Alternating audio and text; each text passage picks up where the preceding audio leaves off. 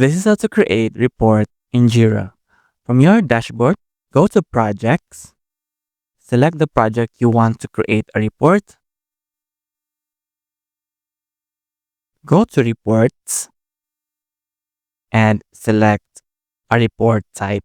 So let's say this created versus resolved issues report. So we'll click this one.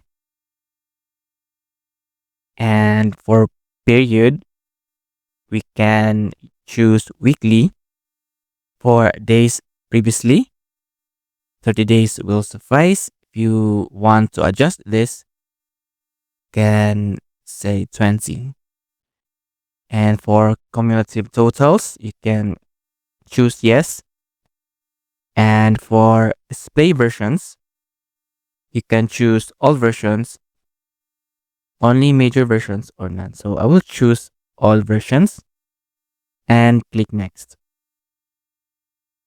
And this is the report chart. You can also configure this by clicking these three dots and click configure. So this is how to create report in Jira.